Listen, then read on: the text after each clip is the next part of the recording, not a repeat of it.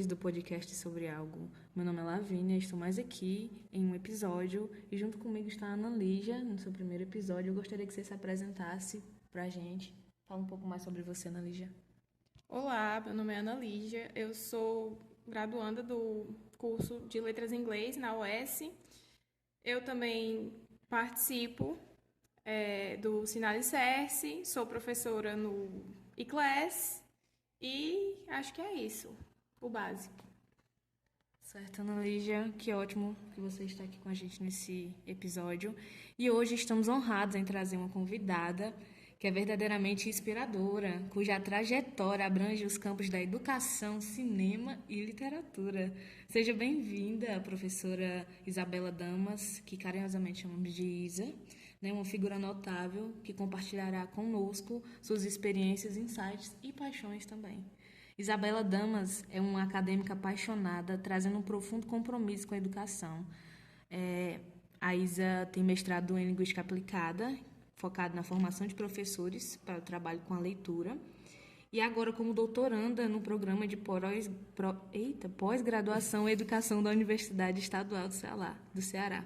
Ela tem sido uma influência inspiradora para muitos de nós, Isa. Como professora assistente da Universidade Estadual do Ceará, a Isa compartilha o seu conhecimento e paixão com as mentes jovens. Além de sua dedicação à academia, a Isa também desbrava o mundo do cinema de maneira notável, como roteirista, diretora e atriz. E mediadora de leitura, sua atuação abrange uma gama diversificada de papéis. Ela é com certeza uma das consultoras do laboratório de escrita do roteiro do Lab Cine Alicerce e sua contribuição como colaboradora do Cineclube Cine Alicerce é inegável. A Isa também é defensora da igualdade de gênero e do empoderamento das mulheres.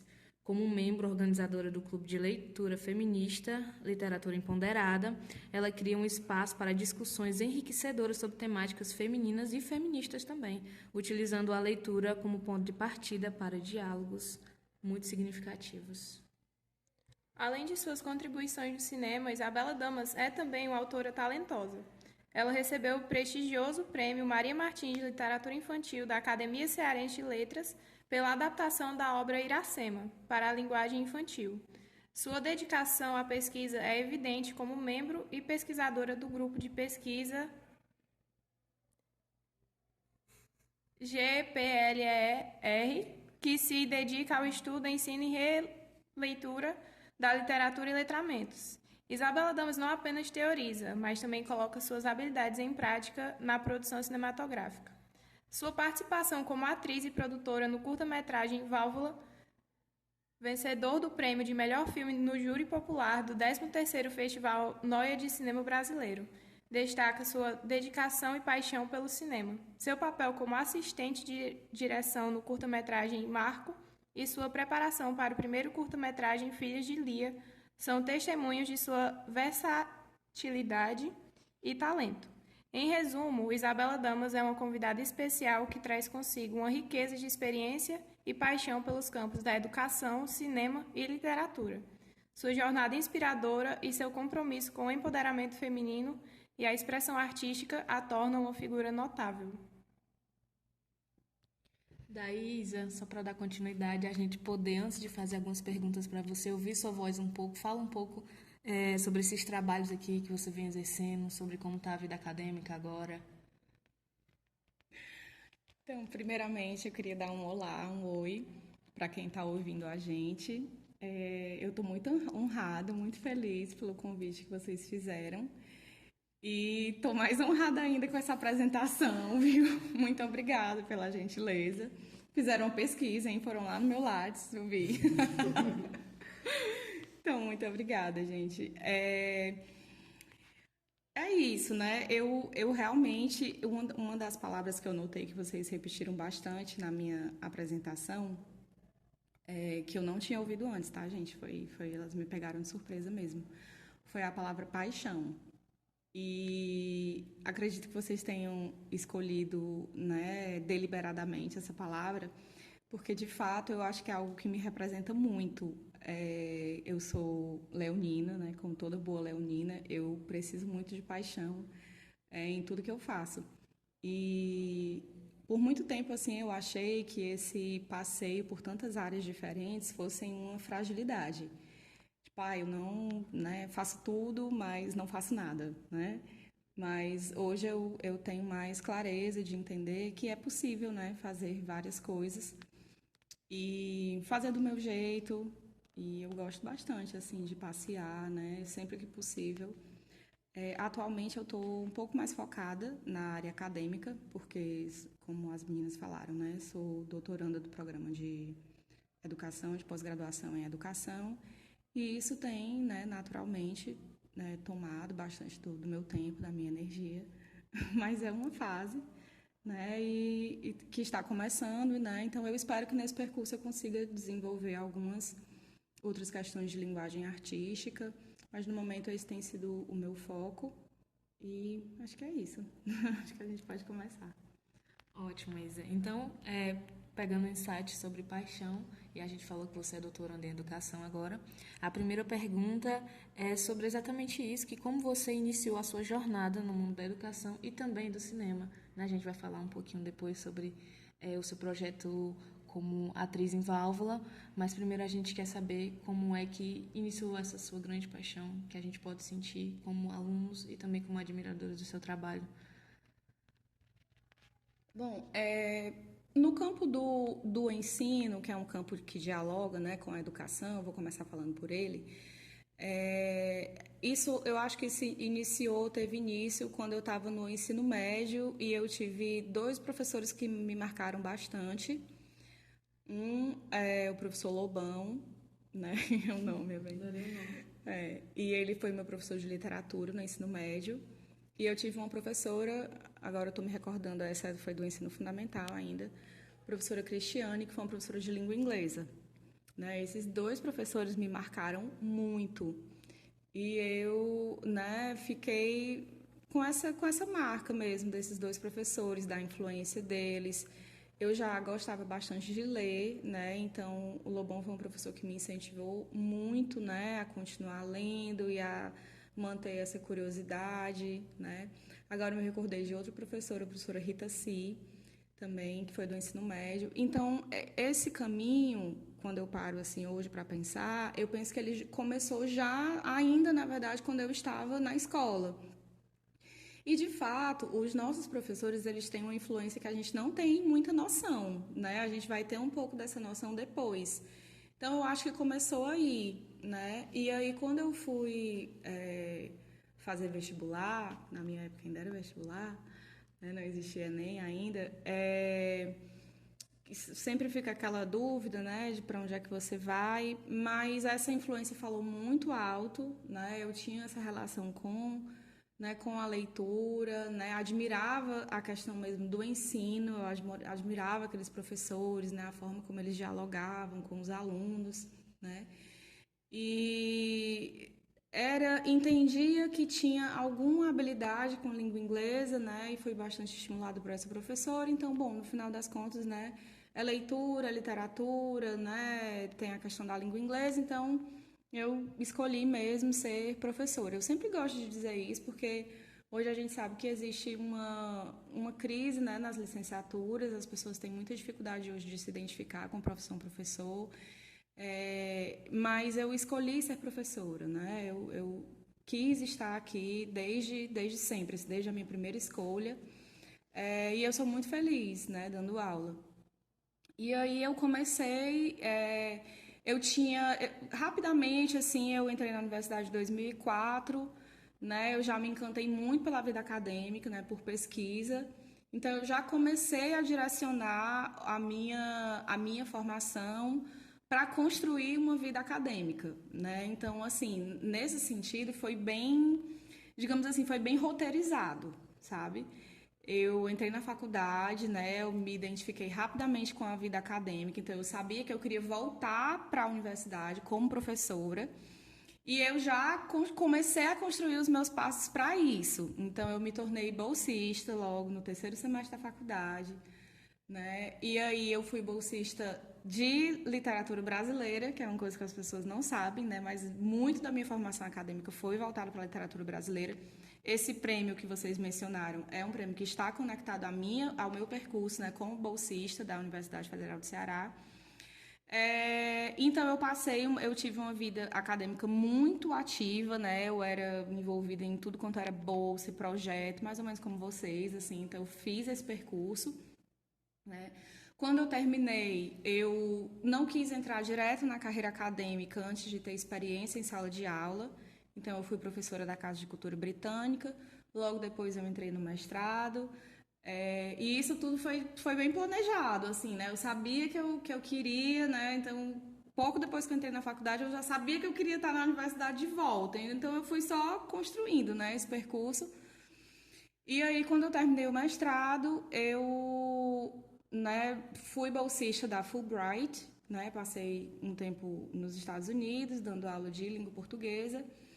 E aí, quando eu voltei, eu pensei, não, tá na hora de agora, né, fechar o ciclo e voltar, né, para a universidade. E aí deu certo, né, então fui aprovada, né, no concurso. E desde 2016 estou aqui na UES, atuando muito nessa área de formação de professores, que é algo que eu sou muito apaixonada. E agora, para o doutorado, eu fui logo, né, para educação, fui fechar esse... E aí é isso, é uma mudança diária, né? Porque eu vim da letras, né? Fiz mestrado na linguística aplicada e agora estou na educação, então é uma grande mudança, embora sejam áreas afins, são áreas distintas, né? E com, enfim, os seus campos muito bem definidos, né? E tem sido realmente um enorme desafio. Mas é um desafio também apaixonante, né? Porque eu estou encarando, né? Estou tentando me aproximar e ainda me encontro, acho que na área, ainda num período de adaptação, assim, dessa nova área, mas gostando muito. E sobre o cinema? Como o cinema e a literatura se entrelaçam em sua vida? Quais foram suas maiores influências? Eita, que pergunta, né? Vou pensar aqui. Então, a literatura é algo que faz parte assim da minha vida desde sempre, né? Eu tive uma formação leitora desde muito cedo, assim, isso surgiu na minha família, né? Então, a literatura sempre esteve presente, né? Como eu falei, eu fui bolsista da literatura, então de literatura, né, na universidade. Então eu fui construindo esse percurso, né? E aí o local onde literatura e cinema realmente começou a ganhar forma para mim foi depois que eu já estava aqui na UES.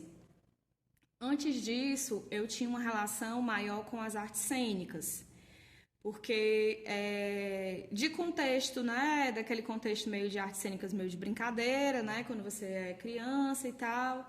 E eu tive uma conexão também com as artes, né, no período de infância, adolescência e até jovem adulto, mas era mais conectado à dança. Então, assim, eu sempre passei muito por linguagens artísticas diferentes, né, eu fazia ali de alguma forma. E aí, em 2014 ou 2015, eu não me recordo agora precisamente, mas eu fiz o curso de princípios básicos de teatro, que é oferecido pelo Teatro José de Alencar, lá em Fortaleza. Esse curso ainda existe, ele é um curso super, né, tradicional, assim, de uma escola, né, de formação de atores e atrizes. E aí eu fiz justamente no meu retorno da minha bolsa da Fulbright, que eu cheguei assim, voltei num intervalo que tipo não dava mais para me inserir nas escolas de língua, né, para dar aula. E aí eu sempre paquerei com esse curso. Eu havia ficado sabendo da existência dele quando eu fazia sapateado lá. Eu fiz uma residência de sapateado lá no teatro também. Aí eu sei, então é agora que eu vou fazer esse curso, né?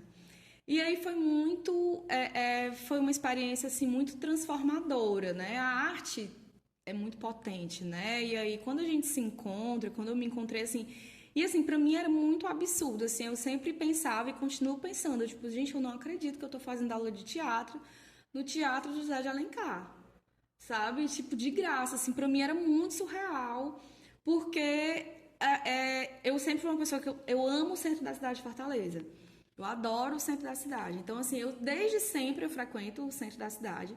E eu sempre amei aquele teatro. Eu achava, assim, um negócio, tipo, lindo, maravilhoso. E eu disse, meu Deus, eu não acredito que tô tendo aula de teatro aqui nesse teatro. Tipo assim, foi realmente muito, muito marcante mesmo. Minha professora foi a professora Juliana Veras. E aí, esse foi né, de alguma forma, isso foi fundamental para o diálogo que aconteceu depois com o cinema, né? Então, assim, eu não tenho necessariamente uma formação de atriz, né, voltada para cinema, né, muito mais voltado para teatro, e é bem diferente, né? Então, assim, eu, na verdade, tenho muito medo de dizer, de uma maneira geral, que eu sou atriz. Eu não sei se eu sou atriz, eu atuo eventualmente, né, em algumas... eu brinco disso, assim, sabe, né, mas não é profissional. Então isso se encontrou, né, foram caminhos, assim, que foram se construindo, talvez de forma paralela, né, tipo a minha formação literária, né, tem a ver com a minha vida desde a infância, mas que se afunilou na faculdade. Né? Teve essa minha formação em artes cênicas que pareceu tipo algo totalmente aleatório, né? Tava voltando de uma experiência fora, voltei, tipo, tô fazendo nada, tava também naquele, né, num momento na minha vida não muito bom, e aí literalmente a arte me salvou mesmo. E aí aqui, entrando aqui, né, eu conheci a professora Sara e ela, sim, já tinha um percurso, né, com adaptação fílmica. E aí, então, houve como é que eu falo? Houve uma reunião aí de todas as forças do universo, né? Uma conexão especial em vários sentidos, né? E aí foi nessa parceria, né? Inicialmente uma parceria de sala de aula, né? Que foi com o Válvula. E foi assim que essa combinação aconteceu, né? Que essa conexão se deu, esses caminhos que foram desenhados aparentemente de forma independente e aleatória, eles fizeram total sentido, né? Quando chegou esse momento. Ótimo, Isa. Eu adoro que você é extremamente criativa e que tem coisa que você falou que não está no seu currículo Lattes, né? E você pega a gente de surpresa, e que você já fez artes cênicas, você faz sapateado. E eu quero falar sobre isso, que como foi o seu processo de interpretar a Eveline no filme Válvula, que é uma adaptação também, e foi o seu primeiro projeto sendo atriz, foi o seu primeiro trabalho, como é que foi o processo de interpretar a Eveline, que é uma personagem maravilhosa, né? Fala um pouco pra gente sobre isso. Então, no curso de Princípios Básicos do Teatro, CPBT, o trabalho final desse curso é um espetáculo, né? E aí a gente tem... você pode atuar de diferentes formas.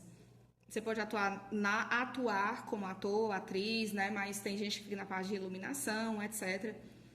Eu não cheguei a fazer esse projeto final, porque o período de montagem do espetáculo foi o período que coincidiu com o concurso daqui.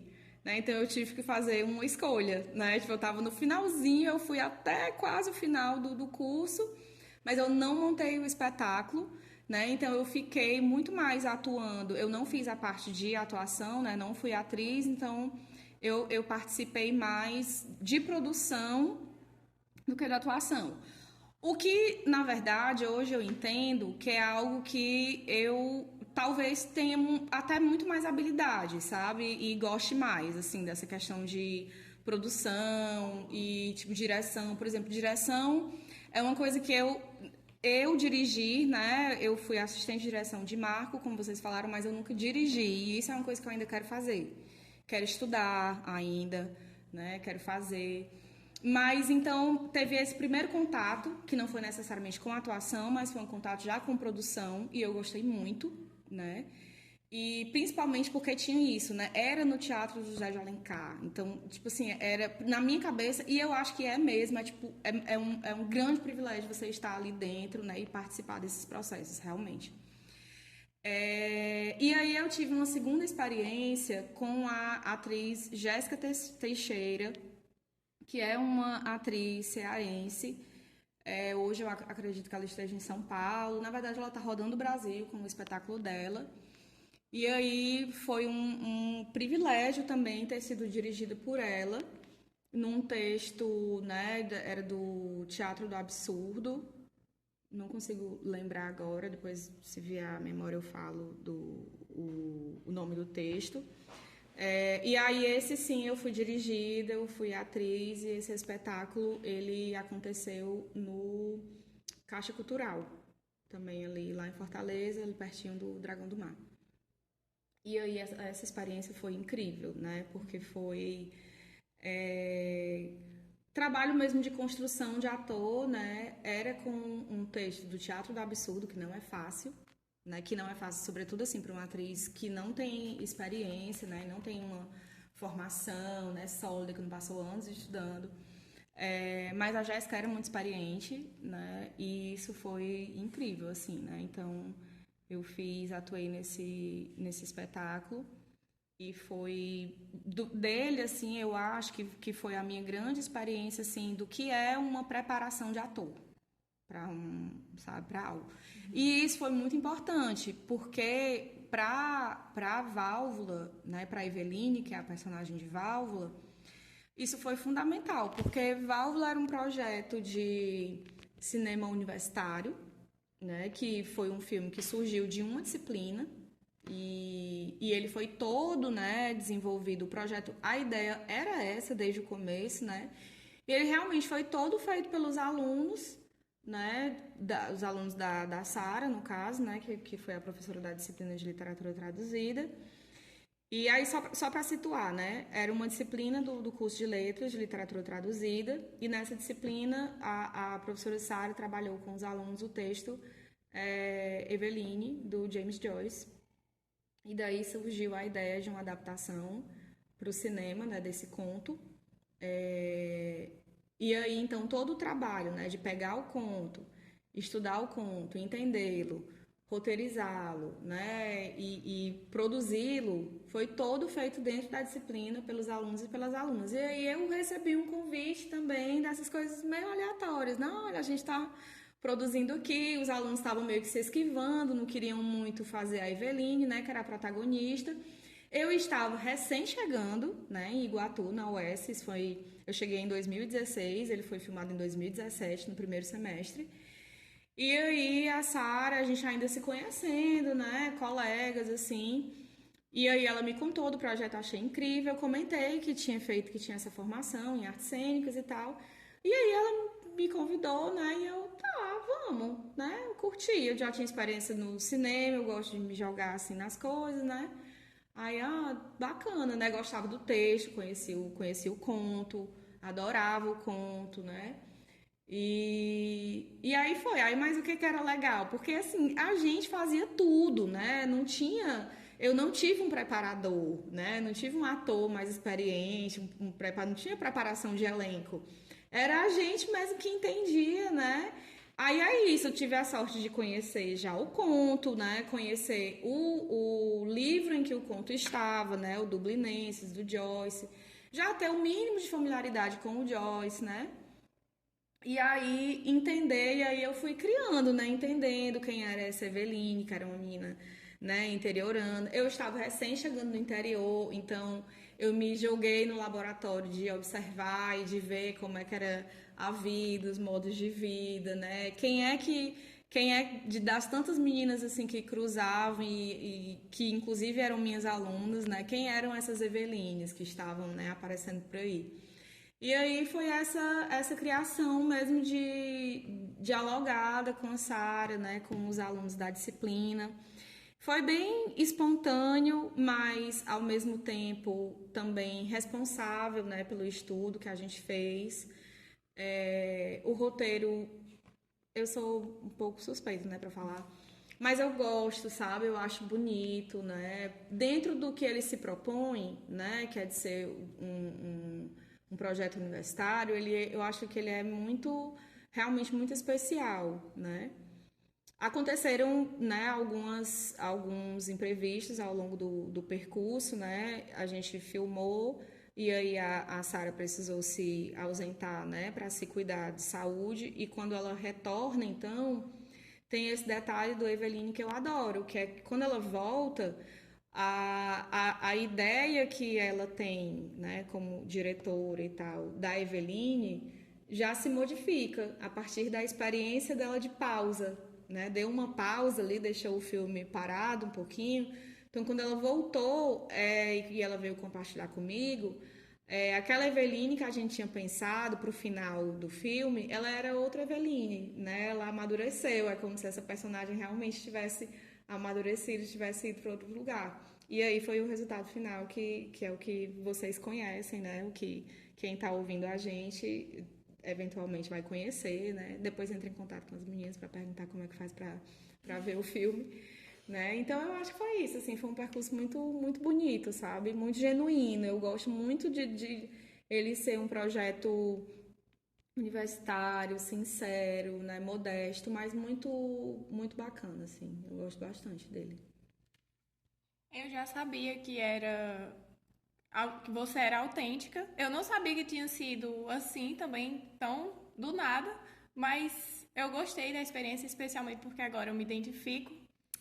É, mas é isso. E sobre um projeto que eu não conhecia, que é o Filhos de Lia. Pode contar um pouco sobre? O Filho de Lia é um projeto que está, por enquanto, pausado, né? Mas ele surgiu a partir do laboratório, né? Laboratório do projeto Cine Alicerce, de roteiro. E também foi assim o meu passeio assim pelo roteiro também é interessante, né? Porque eu escrevo criativamente, mas quem me conhece sabe assim que eu tenho muita dificuldade de mostrar os meus textos, né, de escrita criativa, os meus contos assim. Possivelmente nenhum de vocês leu, né? Fica meio que engavetado assim, sabe? Assim, o que eu escrevo que é conto, né? E aí, por algum motivo, eu tenho mais facilidade, assim, de trabalhar e de mostrar e de tornar público o que eu roteirizo para cinema, né? Na minha cabeça tem uma diferença, né? O que eu escrevo que é conto, embora seja totalmente ficção, é como se para mim ainda fosse uma coisa muito íntima, né? E o que é roteiro eu consigo, né, mostrar mais e tal. Então, Filhas de Lia é um projeto que eu não vou falar muito para também não dar spoiler, porque ele tá, né, ele tá engavetado, mas assim, engavetado, mas ele tá ali, né? E a gente tá sempre de olho nele e tal. É uma adaptação também de um microconto, mas ele já, como já faz um tempo, ele já tá ganhando bem vida própria, assim. Ele também é uma história que se passa no interior, embora o local específico, como Válvula também, né? O local específico onde ele se passa não é tão relevante. O que é relevante é que ele narra a história, né, de mulheres no interior. Eu acho que essa questão, sobretudo em cinema, do feminino, é muito forte, né? Então é um filme que tem essa questão também do feminino muito forte e de questões geracionais, né? De gerações diferentes de uma família. E é isso, aguardem aí que. Eu espero que ao longo, assim, não sei se nesse ano, mas eu não queria que demorasse tanto, sabe, para Filhas de Lia sair, assim, porque a gente quase filmou na pandemia, né? E aí, a pandemia, né? Ninguém fez nada que estava planejando ou que queria. Então é isso, eu acho que eu não queria muito demorar, não. Eu queria que ele saísse em breve. Vem aí. Vem aí. Vem aí, nós estamos ansiosos. Inclusive, eu estava ansiosa para saber sobre Filhas de Lia desde o ano passado, quando a gente apresentou o projeto também, que você também faz parte, que é o Cine Alicerce. A gente leu sobre a bibliografia e tinha Filhas de Lia lá, e eu super curiosa para saber o que está acontecendo sobre o que era. Deixa eu só explicar também que Filhos de Lia não é um projeto meu, né? Exclusivo meu. Eu faço também junto com a Sara. Mas esse é um projeto que possivelmente não tem nada definido, né? mas ele está sendo roteirizado junto com ela e possivelmente vai ser co-dirigido. Então, talvez, né, em Filhos de Lia, eu comece o meu percurso de direção, porque eu também já não sei... Eu acho que eu prefiro ir devagar mesmo, assim, né? Assim, como não é uma coisa que eu vivo disso, né, profissionalmente, então tudo para mim é estrada, tudo para mim, na verdade, para mim, a minha relação, na verdade, com as artes, né, com todas essas outras linguagens, ela é de caminho, ela é de percurso, ela não é de que eu quero chegar em algum lugar. Tipo, não tem, né, tipo, eu não quero me tornar, né, cineasta. É do meu caminho, é do que eu faço, e isso para mim é tranquilo, é mais do que o suficiente, né? Eu não preciso, então eu quero ir devagar e aí em algum momento aí eu vou chegar no meu, né? Talvez que eu vá dirigir. Eu acho que é bom poder se arriscar sem ter que ser uma preocupação enorme que vá lhe custar alguma coisa, né? Sim, de fazer coisas que nos tragam satisfação e alegria, né? Fazer aquilo como lazer. Eu acho que isso é ótimo. Então, a gente está falando de literatura e a gente quer saber um pouco sobre como foi o processo de criação do projeto de extensão Contando um Conto, que a gente sabe que é um projeto tão especial, né? E a gente quer saber como é que ele chegou, como é que se formou o Contando um Conto. Tá, o Contando um Conto, eu já anotei aqui que tudo que eu tô falando, eu tô voltando 10 anos pra chegar, né, sim. Vida, né? Então, vocês mencionaram que eu sou membro fundadora do Literatura Empoderada, né? Que é um clube de leitura que ainda acontece em Fortaleza, né? Que eu não tenho mais participado, porque é isso, eu não estou mais em Fortaleza, né? Então fica inviável, mas eu continuo, né, dando os meus palpites lá no grupo e tal, e colaborando, né, minimamente, quando é possível. Aí por que eu tô falando do Literatura Empoderada, né? Porque foi um local, assim, foi o meu primeiro encontro, assim, com um clube de leitura. Com a ideia de eu sentar com várias pessoas, né? Com o objetivo de simplesmente falar sobre um livro, né? Uma obra e tal. Nesse caso do clube de leitura, com a finalidade de discutir temas e questões femininas e feministas, né? Porque esse era um projeto pessoal, ele não era um projeto ligado à academia. Quando eu cheguei aqui em Iguatu, a gente ainda conseguiu trazer a literatura empoderada, né? Acho que a Cíntia chegou a participar de algumas edições, né? Mas na época eu ainda não morava na cidade, então era difícil administrar, né, algo e que se eu ficava indo e voltando, né, ficava nesse trânsito Iguatu, Fortaleza, Fortaleza, Iguatu. Na época eu ainda também estava na faculdade de psicologia, né, que é outra coisa, ainda é outra coisa que está pausada, mas que eu vou terminar, né? Eu quero também ser psicólogo, mas aí é outro assunto, né? Aí, então, desde o início lá do Literatura Empoderada, eu já gostei dessa ideia, né, de sentar e tal, e ter várias pessoas e conversar, que não é absolutamente nada novo, nem original, né? Porque desde sempre as pessoas fazem isso. Mas, enfim.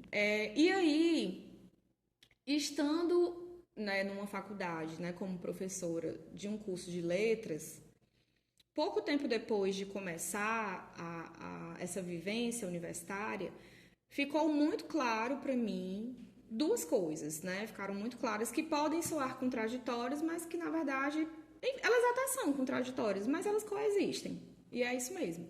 A primeira era que os alunos tinham muita necessidade de formação leitora.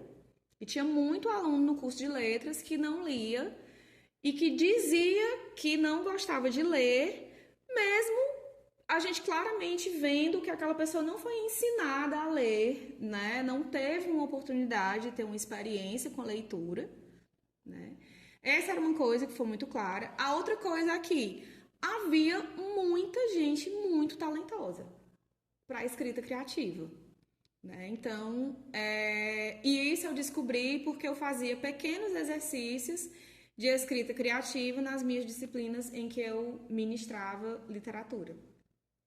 Eu lembro de uma disciplina que foi literatura prosa, que eu fiz um exercício de escrita criativa a partir de um microconto e eu vi textos assim incríveis. Aí eu vi ao mesmo tempo, né, gente no curso de letras que não lia nada, que dizia que não gostava de ler, que não queria saber de leitura, que ler era chato, que não tinha repertório de leitura, e gente que tinha, não só era leitor, leitora, como era escritor e escritora e não sabia, né? Tava ali fazendo um monte de coisa, tipo assim, com um potencial absurdo de fazer um monte de coisa e que não sabia que possivelmente nunca tinha tido oportunidade.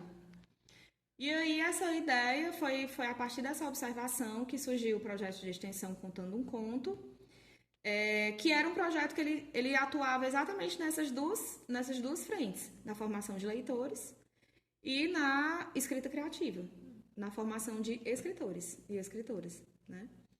E aí a primeira atividade do Contando um Conto foi um mini curso de escrita criativa. E aí, para isso, eu precisei de parcerias, né? Porque as minhas incursões, assim, na escrita criativa, como eu falei, elas são no nível, assim, de os meus escritos serem, para mim, mesmo muito íntimos, né? Então, eu precisava que pessoas mais experientes assumissem esse lugar de ensinar, né, a escrita criativa. Embora eu já tivesse alguma experiência nisso, em termos de formação mesmo, porque eu cheguei a iniciar uma especialização em escrita criativa, que eu infelizmente não consegui concluir, porque foi um período em que eu tive um problema de saúde, eu precisei me afastar, fiz uma cirurgia e tal, né? Então por isso não consegui concluir. Mas, né, tinha o mínimo aí de formação, de qualificação para aquilo. Mas aí fiz parcerias, porque é isso, esses projetos a gente precisa, eu gosto de trabalhar com parcerias, não tem problema nenhum em dividir, né, essas tarefas, nem chamar gente que é muito boa e muito talentosa.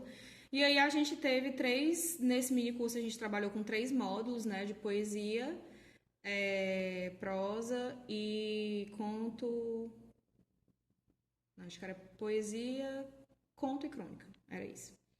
Né? E aí ele foi aberto para a comunidade, né? Quem tinha o pessoal da letras, mas tinha muita gente de fora também. E foi muito legal. Até hoje, assim, a gente ainda tem um livro que a gente está esperando uma oportunidade que ele seja publicado, algum edital, alguma coisa assim, né? A gente submeteu a um edital, infelizmente ele não foi selecionado. Mas eu tenho certeza que é uma questão de tempo mesmo, né? De a gente se organizar. E aí tem esse material que está pronto. Então ele vai render aí uma publicação, né? E aí, em um segundo momento, a gente começou a trabalhar com formação de leitores, que era justamente a ideia lá do Literatura Empoderada, dos círculos de leitura. E aí, como, né, estando dentro da universidade e sendo esse um projeto de extensão da universidade, ele foi mais estruturado, né, como círculo de leitura, não era simplesmente um clube, né, era um círculo de leitura, ou seja, era mais estruturado, ele tinha uma base, né, por trás de tudo que a gente fazia, um estudo sobre letramento literário e tal. E foi um projeto que durou, né, 1 ano, que precisou ser pausado também por causa do doutorado. Porque é isso, né? Quando você também faz muitas coisas, você vai tendo que dar pausas, assim, porque não dá pra fazer tudo ao mesmo tempo, né? Então, ele teve... Eu acho que ele chegou a... Eu não lembro, gente, mas eu acho que ele chegou a ser renovado uma vez. Eu não lembro mesmo. Eu sei, assim, que ele teve enquanto ele viveu, assim, a gente fez muita coisa mesmo. A gente chegou a fazer parceria com a biblioteca, né, daqui de Iguatu. A gente chegou a fazer parceria com o pessoal do CRAS, né, e infelizmente não deu para continuar, porque realmente não dava, né, a gente sabe que doutorado é uma coisa que, né, vai sugar muito, então... E aí eu tenho essa política, assim, comigo, que é uma política mesmo, assim, uma coisa pessoal, de eu preciso estar muito bem para fazer as coisas, sabe? Eu não... Assim, quando eu vejo que aquela coisa vai se tornar uma sobrecarga, e aí entra também a coisa da paixão, tipo, se começar a virar um problema, se começar a me adoecer, se ficar over, assim, eu não quero. Eu quero as coisas enquanto elas são, né, enquanto elas fazem muito sentido para mim, né? E aí eu também não tenho problema em olhar para aquela coisa e, tipo, contando conto foi uma das coisas que eu, tipo, eu não queria que acabasse. Esse eu não queria. Eu realmente não queria que acabasse. Queria que ele ficasse, né, que ele tivesse sido renovado e tal. Mas tal hora eu também não tenho problema em dizer não, eu realmente não consigo dar conta, né? E aí eu deixo e ok. E em algum momento ele pode voltar e se voltar também vai fazer sentido, né? Isso é uma lição para todos nós, né? De dar fim a alguns ciclos para conseguir conciliar todas as atividades. Saudades contando um conto. Também Também. espero muito que volte, porque eu adorava. Eu também. Agora sobre o Coletivo Pretexto, que você fundou, que contribui para enriquecer o cenário literário iguatuense. Você pode falar sobre o propósito e os objetivos desse coletivo, assim como suas atividades relacionadas à produção literária? Então, o Coletivo Pretexto, ele é, na verdade, um desdobramento já do Contando um Conto. Como eu falei, a primeira fase do Contando um Conto foi um mini curso de escrita criativa. E aí, né, vários, não apenas alunos aqui da UES participaram, né, ele foi um mini curso que foi aberto à comunidade, e ele acabou reunindo, né, pessoas aqui de Iguatu, que são, na verdade, né, amigas, somos amigas. E aí a gente ficou, né, um tempo depois que o Contando um Conto terminou, as meninas me procuravam, né, e aí, quando é que vai ter outro mini curso e tal? Eu já estava nesse processo de entender que eu ia fazer a seleção para o doutorado. E, consequentemente, eu já estava, né, visualizando assim que talvez naquele momento não fosse acontecer uma segunda parte do mini curso ou alguma coisa desse tipo, né? Mas ao mesmo tempo eu também queria que acontecesse. Então, o coletivo, nós nos juntamos, né, como coletivo. Então, na verdade, sou eu e mais 5 amigas, e essas 5 amigas fizeram parte, né, do mini curso proposto pelo Contando um Conto. E aí ele surgiu desse desejo de a gente, né, continuar produzindo, continuar escrevendo e continuar se incentivando, né? Começou dessa forma. Então ele é formado, né, por mim, e aí tem mais a Sara França, que é professora e inclusive uma querida que foi minha aluna, eu adoro dizer isso, né, que ela foi minha aluna e agora a gente é colega no coletivo. Tem a Janile, né, que é estudante de serviço social e escritora. A Jaiane, que é professora, atualmente mestranda, né, também, e escritora. A Amanda Alboino, né, que ela é jornalista, escritora e agora ela é estudante do curso de letras também daqui. E tem ainda a Jéssica, que é professora, mestranda também, junto com a Jaiane e escritora. Então, nós nos juntamos inicialmente com esse objetivo, né, de não pararmos de escrever, de continuarmos nos incentivando à escrita. E aí surgiu, né, um evento, né, a gente acabou fazendo leitura dramática nesse evento. Todo mundo, óbvio, né, muito ocupado, todo mundo tem muitas atividades, a Jaiane e a Jéssica agora estão no mestrado, que é em Quixadá, né, e o meu doutorado é em Fortaleza, então a gente acaba se encontrando menos do que o que a gente gostaria, né, mas a gente procura se encontrar, né, com certa frequência, a gente precisa até retomar. E aí, nos nossos encontros, a gente costuma realizar algumas atividades de escrita criativa e a gente também lê aquilo que a gente tem produzido. E aí, a gente realiza esse exercício, né? De a gente ler e ter essa escuta do outro, que é uma escuta ativa, né? E de uma leitura crítica também. Enfim, né? E aí, a gente tem se encontrado, né? Para produzir, né, para ler, para escrever e de alguma forma para não, né, fica aquela coisa do contando um conto também. Para mim tem um pouco disso, sabe, de manter esse local assim me dizendo, né, que tá ali, né, existe e é muito assim para mim como eu desenvolvi o contando um conto. Isso tem um significado assim muito especial, né? Quando eu via o potencial enorme, né, das pessoas aqui de escreverem criativamente, eu sabia disso, Mas eu confesso que quando, né, o mini curso aconteceu, do Contando Conto, eu não esperava também que fosse ter essa repercussão, sabe? Que isso fosse mobilizar tanto, né? E pessoas assim tão queridas, tão especiais. Então, para mim, de fato, um grupo, né, um coletivo muito especial, porque tem essa coisa, né, de que eu, de alguma forma, contribuí para mobilizar essas pessoas que já eram escritoras antes de mim, né? Não foi por causa de mim que elas se tornaram escritoras, mas talvez, de alguma forma, eu tenha contribuído para que elas se reconhecessem mais nesse percurso. E isso é muito especial, assim, de fato, né? E aí, Isa, a gente sabe que em outubro a gente vai ter o lançamento da revista Interioranas, que você faz parte, e a gente sabe também que a maioria dos textos são textos escritos por mulheres, né? Você pode me corrigir se eu estiver errada. Daí eu queria saber como é que surgiu essa iniciativa e como a revista Interioranas promove a literatura e a pesquisa realizada por escritores e escritoras, pesquisadores também, aqui do interior do Ceará, mais especificamente na cidade de Iguatu. É verdade, né? Em outubro vai ter lançamento, então aguardem, venham aí, né, da Interioranas. E é isso mesmo, né? Ele será uma publicação escrita majoritariamente por mulheres pesquisadoras, né?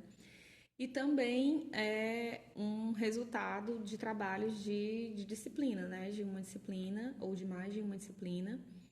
É, E eles foram basicamente orientados pela professora Sara, né? Eu faço parte do corpo editorial da revista.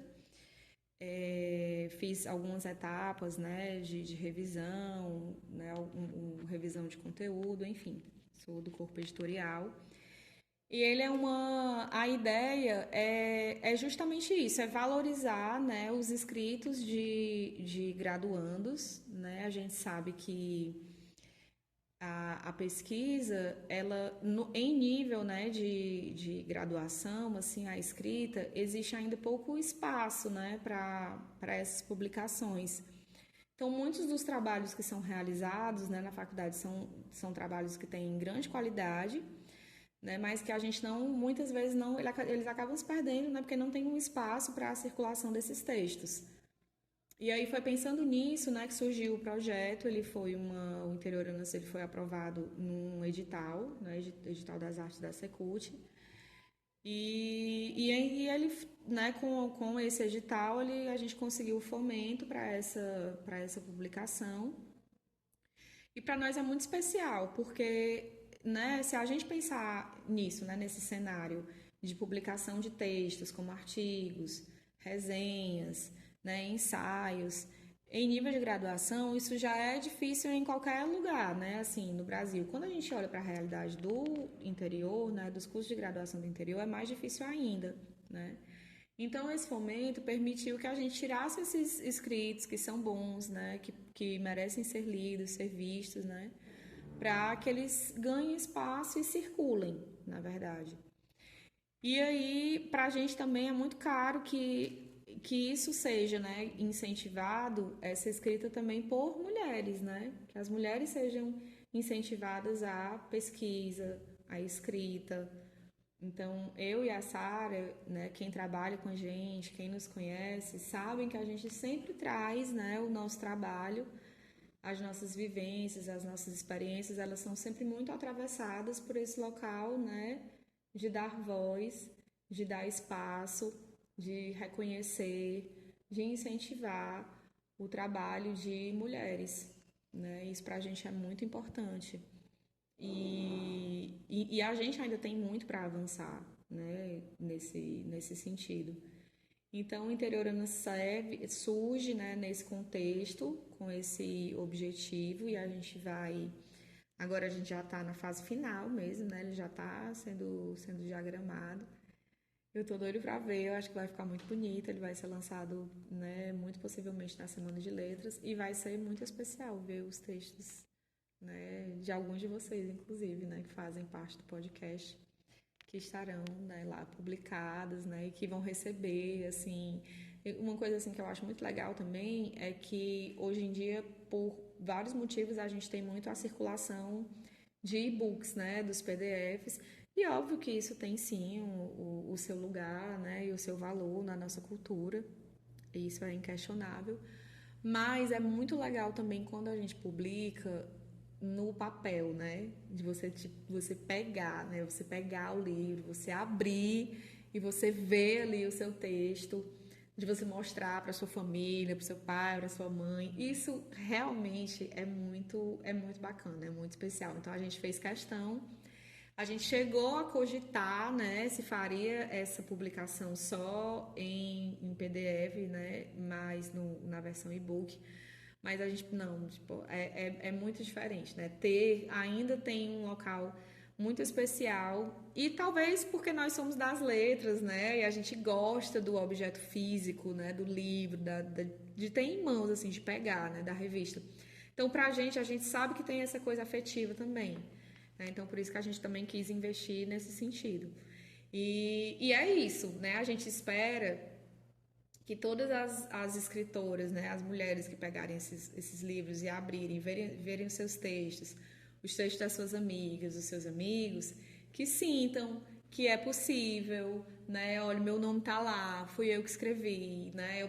Vou mostrar, vai ficar, porque aí a gente não sabe o que acontece. Esses livros, né, a gente vai espalhar, vai para as bibliotecas, então ele circula, né? As pessoas vão ler. E isso tem um valor muito grande, né? A materialidade e a perspectiva de que, né, as estudantes aqui do curso de letras, né, da FECLI, no interior do Ceará, elas estão publicando e vão ter esse material em mãos e vão olhar e vão dizer é possível, né? Então aí em outro momento, quando elas continuarem os seus estudos, né, e né, os seus TCC, seja lá o que for, elas já vão sempre saber que é possível. E isso tem muito valor pra gente. Eu acho que por mais simbólico que seja um livro, você nunca sabe o quão longe ele vai chegar, um livro físico. Porque na internet tem muita coisa. E o mundo também tem muito livro publicado. Mas eu acho impressionante, principalmente quem doa. E aonde pode chegar? Pode, sei lá, cair na mão de gente que você nunca pensou. Que você não faz fazer a mínima ideia que a pessoa teve acesso. E outra coisa que é muito importante para nós universitários, termos a possibilidade de participar de um projeto como a Interioranas, de ter essa oportunidade de participar de um projeto e ter aquilo no seu currículo, né? Isso é imenso e super importante, principalmente para a gente ver que temos espaço para as nossas criações, para os nossos escritos, né? E que, como você falou, isso pode se tornar real, como está se tornando agora com todas as autoras e autores da revista Interioranas. Agora, para essa, eu sou suspeita, porque eu sou professora, mas sabemos que você é coordenadora pedagógica do ICLES e eu queria saber, por mais que eu já saiba de qual é salteado, se você pode contar sobre esse projeto e como ele contribui para o ensino e aprendizado da língua inglesa na sua região. Bom, o ICLES, eu confesso assim que é um dos projetos assim do meu coração, assim, desde que eu vim pra cá, antes de vir pra cá, né, eu já queria muito esse projeto. Isso porque, voltando, né, mais uma vez no tempo, eu fiz graduação na UFC, na Universidade Federal do Ceará, e lá tem um projeto, né, que são as casas de cultura, né? Aí tem casa de cultura hispânica, né? Tem a alemão, espanhol e tem a britânica, né? Eu fui aluna da Casa de Cultura Britânica, eu fui estagiária da Casa de Cultura Britânica quando eu estava na graduação, porque a Casa de Cultura é um campo de estágio, né, dos alunos da Letras, lá na UFC. E eu fui professora da Casa de Cultura Britânica, fui professora temporária lá, logo depois que eu me formei. Eu entrei lá, dei aula lá por 2 anos. Né? Então, e a Casa de Cultura Britânica, ela teve uma importância enorme na minha formação, muito. né? E todo mundo assim que passa pela UFC, pelo curso de letras em inglês ou pelos outros cursos, né, de línguas estrangeiras, sabem assim do enorme valor, né, dessa escola de línguas assim para a formação, né? E pela importância que ela teve assim fundamental na minha formação, eu pensava, não, é preciso, né, que isso exista lá onde eu estiver também. A UES tem uma iniciativa semelhante, que são os núcleos de língua, né?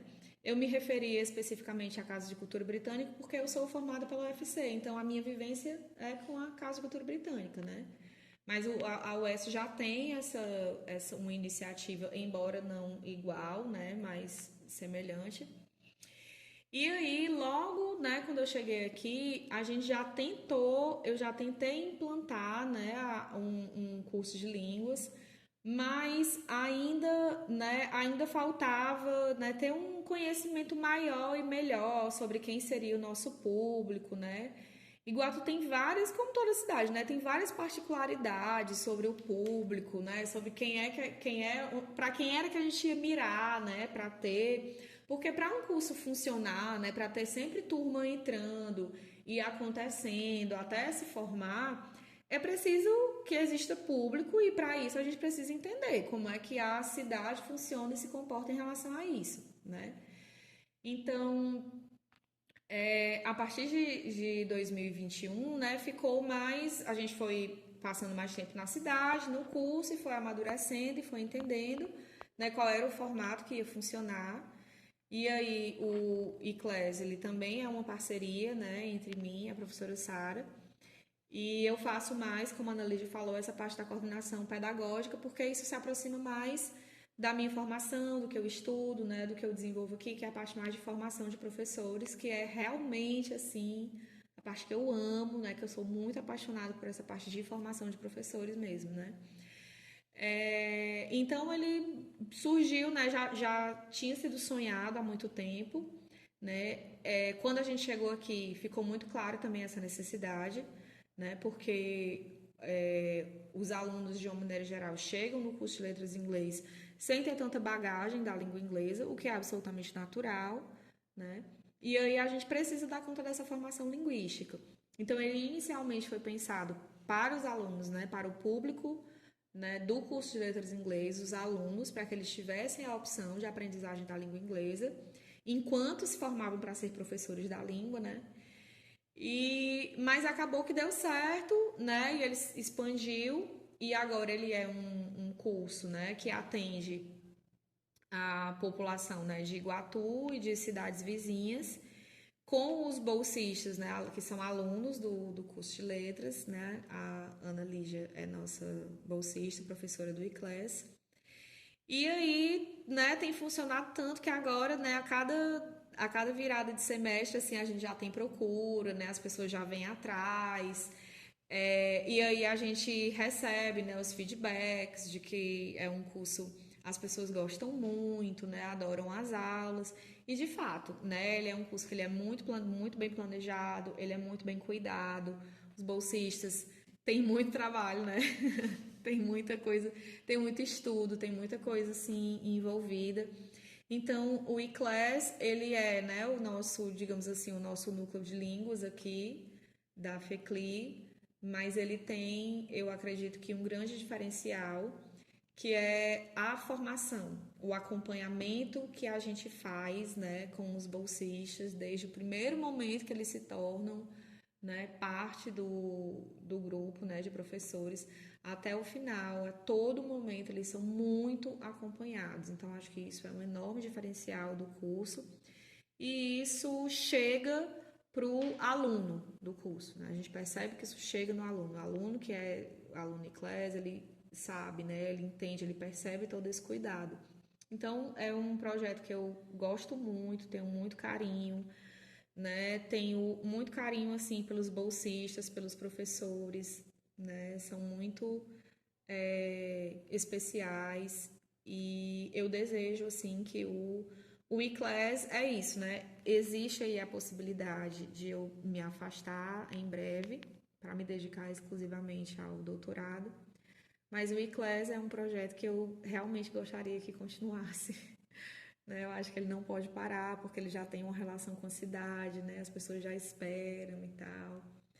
Então é isso, assim. Eu espero que o Iclésia tenha uma vida muito longa. Por que o Iclésia é especial? Porque quando ressaltam a parte de que é um curso de graça, eu sempre lembro de quando eu era mais nova, que eu gostava muito de inglês, me identificava com a língua, tinha um bom entendimento e eu não podia estudar porque eu moro numa cidade e os cursos sempre que eu ganhava oferta de bolsa ou de desconto na mensalidade, meu pai não queria pagar porque já pagava a escola e era um custo a mais. E aí para ele não compensava. E depois de muito tempo, tipo, eu sei inglês, não foi graças a nenhum curso, foi graças a mim mesma e agora, sendo professora, mas primeira aluna, eu pude aperfeiçoar o que eu já sabia e o que eu não sabia e é muito especial para mim. E daí é muito importante falar do quão bom o ICLES é tanto para os professores em formação do curso de licenciatura, que ensinam e também que estudam no curso, e poder promover isso para a região do Iguatu de forma de graça, totalmente de graça, né? Porque promover educação e ensino de língua inglesa de forma gratuita é uma coisa muito importante para toda uma região, né? De você até aproximar as pessoas de uma segunda língua e poder promover o nosso curso também, que tem tanta carência, né, Isa?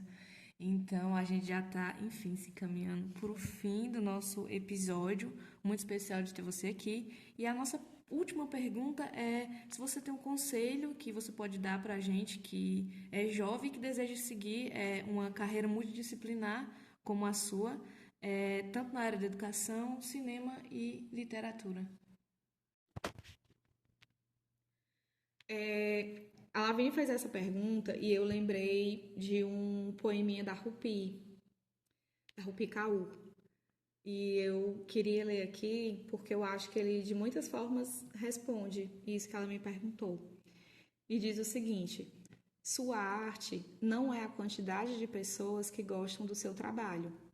Sua arte é o que o seu coração acha do seu trabalho, o que a sua alma acha do seu trabalho.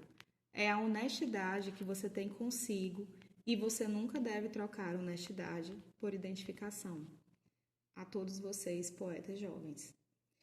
Então, eu acho que o conselho é: você não precisa achar que você tem que ser a melhor atriz, o melhor ator, a melhor cineasta. Eu acho que a arte não tem necessariamente a ver com isso, sabe? Eu acho que as diversas atividades que a gente faz, e eu digo isso para mim mesma, tem a ver com o que o nosso coração, onde é que tá o nosso coração, né? Se o seu coração tá, né, te levando, né, para fotografia, e se você gosta disso, vá lá e faça, se aproxime de pessoas que fazem isso, né? Se você gosta de cinema, se aproxime de pessoas que fazem cinema, que estudam cinema.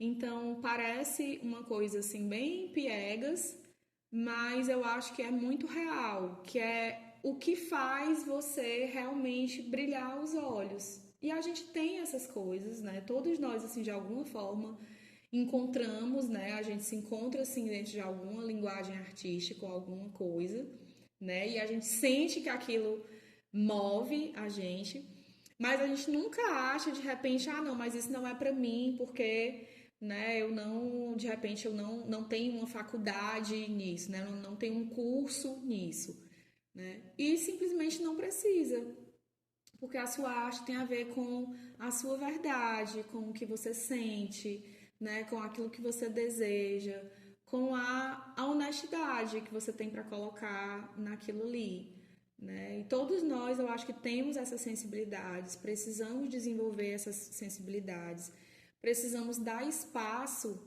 nós mesmos precisamos dar espaço para que elas apareçam, né? E procurar. É claro que hoje existe, né, não é suficiente, mas existem já algumas políticas públicas, né, que nos dão algum tipo de acesso, né, ao contato a essas diferentes artes, e eu acho que o caminho, né, de maneira prática, objetiva, é esse, se aproximar dos locais, né, que tem esses projetos, né, encontrando. Mas eu acho que antes disso é necessário haver um movimento interno, sabe? De perceber, de se deixar sensibilizar e entender que arte é para todo mundo, né? Não é um privilégio, né, de pessoas especiais, iluminadas, né? Acho que isso é um grande mito, assim, que a gente acha que o artista ele precisa de uma iluminação divina, de uma coisa, de uma formação muito específica. Eu acho que é muito mais um trabalho de sensibilidade e de coragem de assumir que você gosta daquilo, que você quer aquilo e que aquilo é para você sim. E aí, a partir daí, você vai procurar os caminhos, né? Então, é para todo mundo. Acho que a arte é para todo mundo. A gente precisa entender isso. Sim, Isa. E muito obrigada por responder essa resposta de forma tão emocionante. O podcast Sobre Algo agradece imensamente a sua presença nesse episódio aqui. E é isso, pessoal. A gente chega a mais um episódio. Nos sigam nas redes sociais. Estamos no Instagram como @sobrealgoce. E até a próxima.